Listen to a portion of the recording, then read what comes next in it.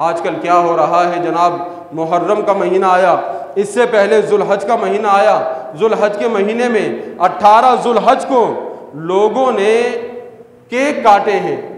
हालांकि 18 जुल्हज हज़रत उस्मान गनी रज़ी अल्लाह ताला अन्हु का यौम शहादत, उस दिन बजाय इसाले सवाब करने के केक काटे जा रहे हैं। ये किसका तरीका है? ये रावजियों का तरीका है। वो बाकायदा इसको ईद का दिन कहते हैं और हमारे नादान मुसलमान उनके इस फंक्शन में शरीक होते हैं, उनकी इस तकारीब में शरीक होते हैं। अब जनाब ऐसे लोगों से बात की जाए, वो तावीज़ भी देते हुए नजर आएंगे, वो अपने आस्थानों पे बैठे हुए नजर आएंगे। जब उनसे कहा जाए ये अहले सुन्नत का अकीदा नहीं है, ये अहले सुन्नत का मामला नहीं है, ये अहले सुन्नत से हटकर बात है, तो जवाब देते हैं कि जनाब हम मौलवियों के चक्करों में नहीं पड़ते, हम तो अहले बैत से मोहब्बत करने वाले हैं, मौलवी जाएं भाड़ में। इस तरह की गुफ्तगू करते हुए नजर आते हैं। तो फिर आप खुद सोच लें, जब ऐसे लोगों के पीछे चलेंगे तो आपका ईमान कहाँ जाएगा, आपका अकीदा कहाँ जाएगा। एक साहब के बारे में सुना, उनके भी अपने मुरीदीन मोतकीदीन उनके साथ होते हैं। मुहर्रमुल हराम के रावजियों के जुलूस में वो जनाब खड़े हुए हैं, रावजियों के साथ वो शिरकत कर रहे हैं। इस तरह के मामलात हैं। एक खानेवाल के जनाब बड़े मशहूर पीर साहब हैं, उनकी एक पोस्ट सोशल मीडिया पर चल रही है, उस पर ईद गदीर के हवाले से उन्होंने बहुत कुछ लिखा हुआ है। तो ये मुसलमान किस तरफ जा रहे हैं, अहले सुन्नत व जमात के नौजवान ये किस तरफ जा रहे हैं। तो खुदारा अपनी इस्लाह की कोशिश करें, अपने आप को सीधे रास्ते पर गामजन करें, इन चीज़ों से हटें, इन चीज़ों से बचें।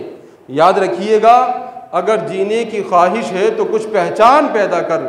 लिबास खिज़्र में यहाँ सैकड़ों रहज़न भी फिरते हैं। यहाँ खिज़्र के लिबास में डाकू मौजूद है, वो आपका ईमान लूट लेंगे। अगर आप दुनिया में ज़िंदगी गुजारना चाहते हैं तो पहचान पैदा करें, कौन सही है कौन गलत है, कौन हक के रास्ते पर है कौन गलत रास्ते पर है।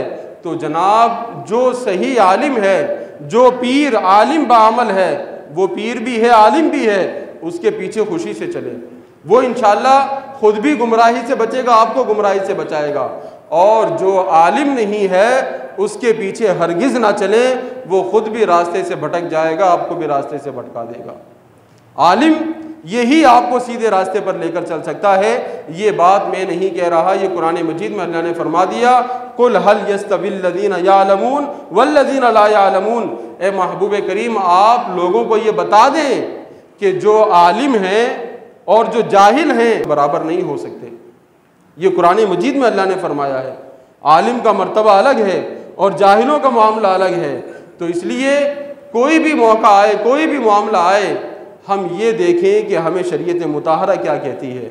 लिहाजा ये जो अहले सुन्नत में आजकल एक चीज़ पैदा करने की कोशिश की जा रही है कि मुसलमानों को, नौजवानों को रावजियत की तरफ ले जाया जा रहा है, इससे अपने ईमान की, अपने अकीदे की हिफाजत करें।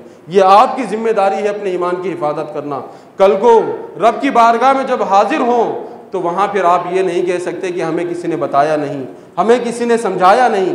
तो इसलिए अगर आप अपने अकीदे की हिफाजत करना चाहते हैं, अपने ईमान की हिफाजत करना चाहते हैं, तो ऐसे उलमा का इंतखाब कीजिए जिन्होंने दीन को सही तौर पर पढ़ा है, उस पर अमल करते हैं, उनके पीछे चलें तो इंशाअल्लाह आप नजात पा जाएंगे, कामयाब हो जाएंगे।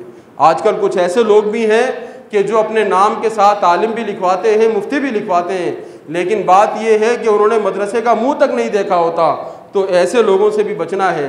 अगर कोई शख्स अपने नाम के साथ MBBS डॉक्टर लिखवा दे और हकीकत में उसके पास सनद ना हो तो उसको गिरफ्तार कर लिया जाता है, पकड़ लिया जाता है, उसको सज़ा हो जाती है। लेकिन हमारा दीन इतना मजलूम है, कोई जाहिल अगर अपने नाम के साथ मुफ्ती भी लगवा दे तो उसको भी इजाज़त मिल जाती है, कोई बात नहीं। आलिम लिखवा ले तो इजाज़त मिल जाती है, कोई बात नहीं।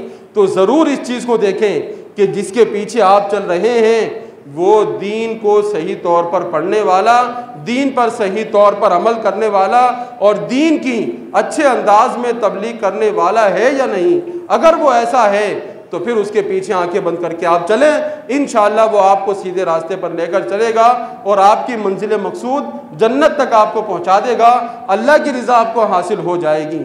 और अगर कोई शख्स आलिम नहीं है तो दीन के मामले में उसकी बात पर अमल करने की हरगिज़ कोशिश न कीजिएगा, वरना अपना ईमान ख़राब कर बैठेंगे। ये वो लोग होते हैं जो खुद भी गुमराह होते हैं, दूसरों को भी गुमराह कर देते हैं।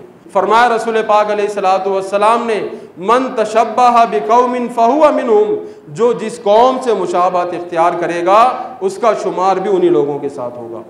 वो लाख अपने आप को सुन्नी कहलाता रहे, लाख वो अपने आप को मुसलमान कहलाता रहे, लाख वो अपने आप को अहले सुन्नत कहलवाता रहे, अगर उसकी मुशाबहत रावजियों से है तो बरोज़े माशर उसका हशर रावजियों के साथ ही होगा।